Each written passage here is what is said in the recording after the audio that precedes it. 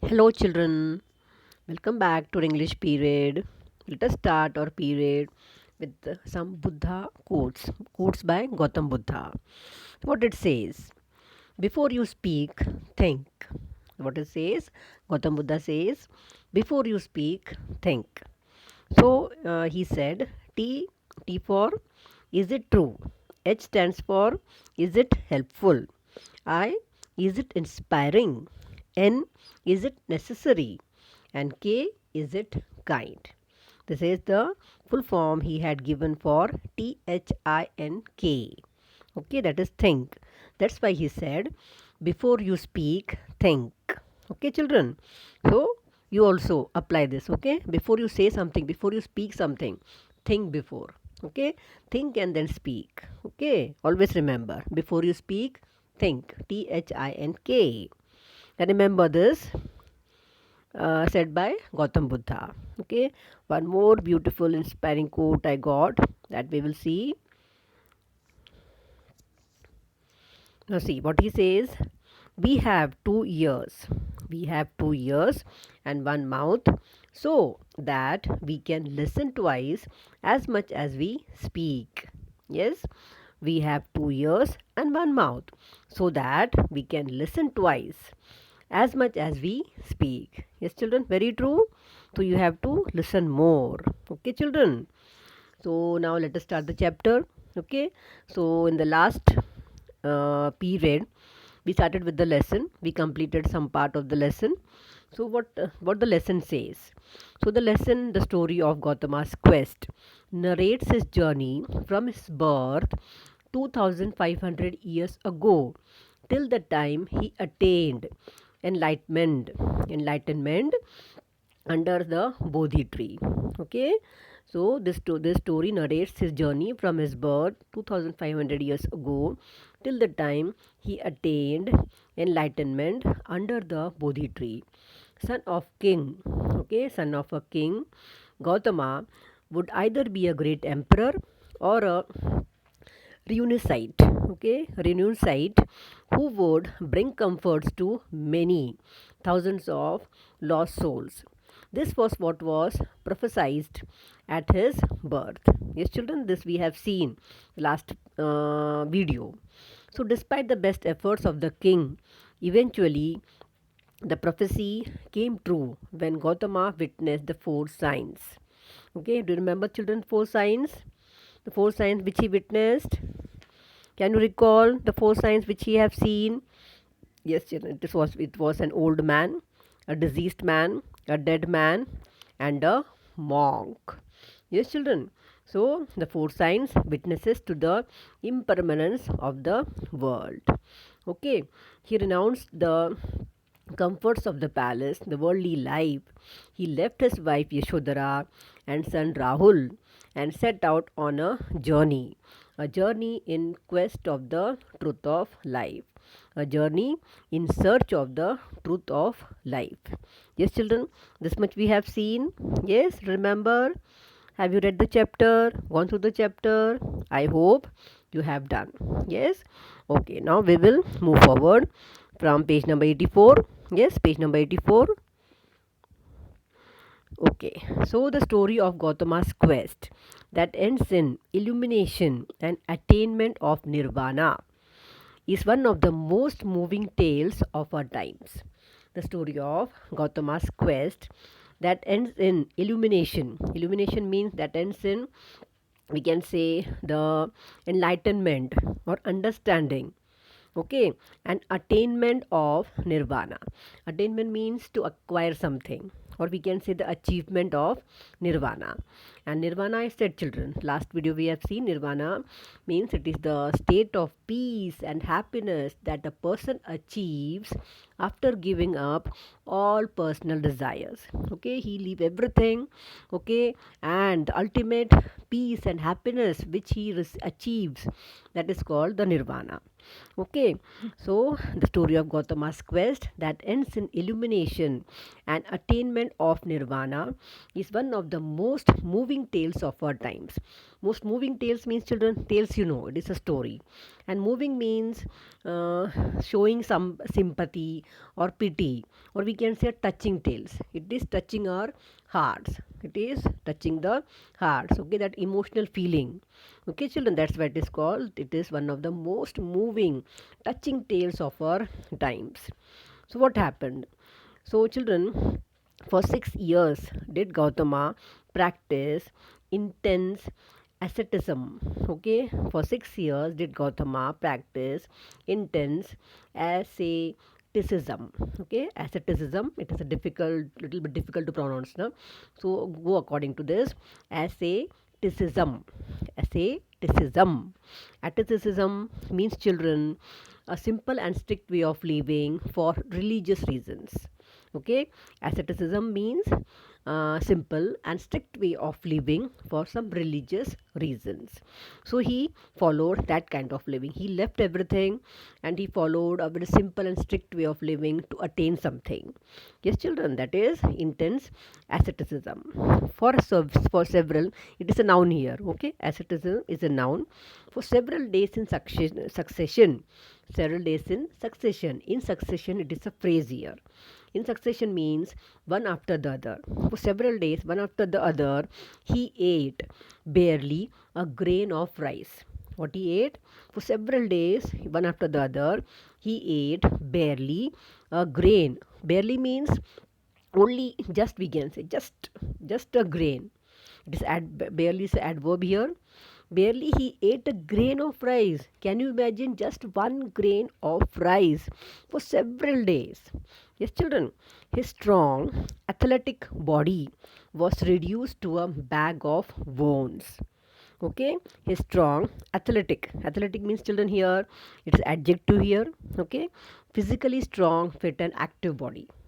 Okay, his body was, he was physically fit, strong, and active. That body was reduced into a bag of bones. Okay, means he became such, so means he became a skeleton like structure. A skeleton, only the bones were visible.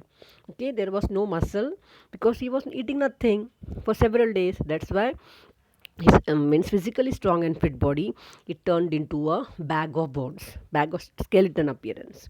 Okay, bag of bones, but it served no purpose.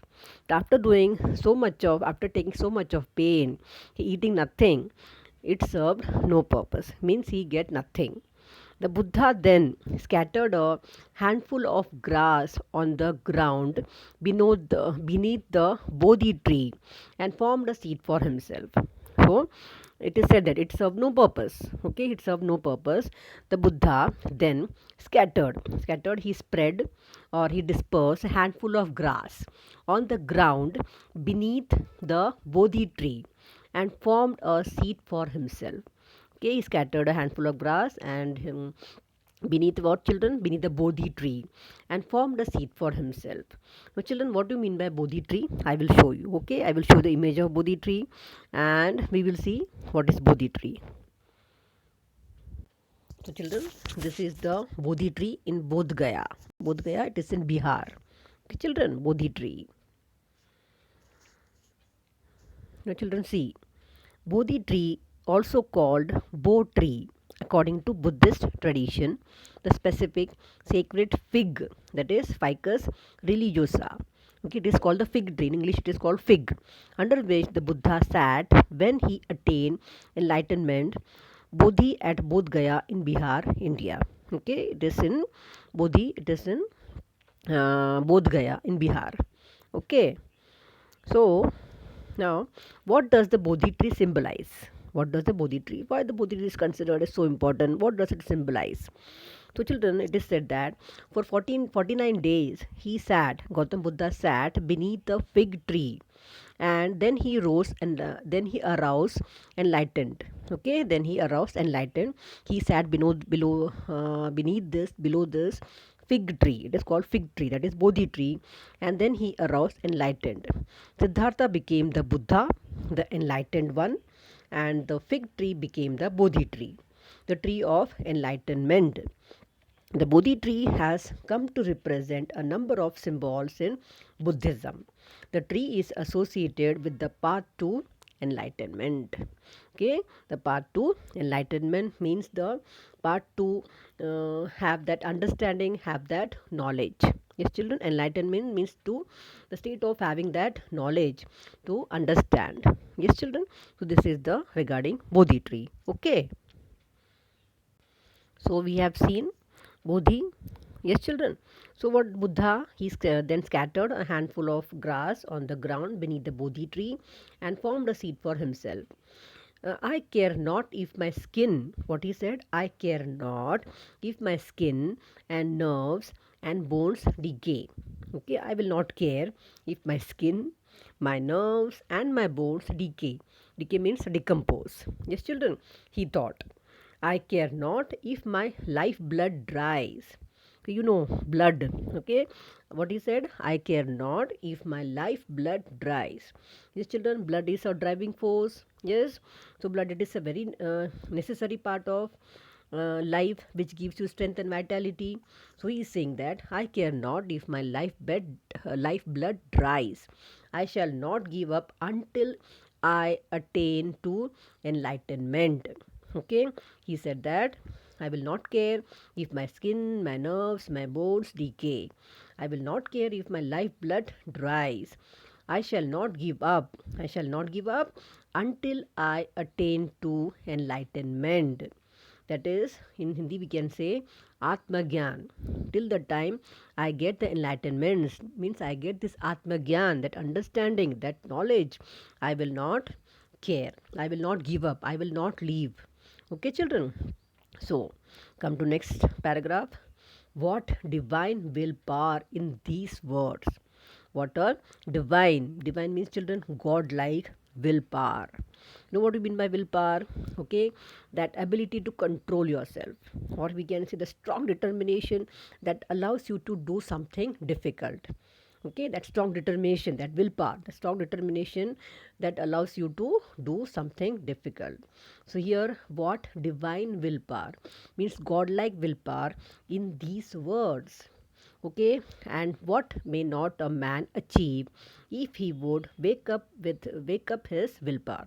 And it is said that, and what may not a man do, man can achieve if he wake up his willpower. Means if you are having that willpower, you can attain anything, you can achieve anything. But that willpower should be there, that strong determination should be there. Yes, children, that is very important.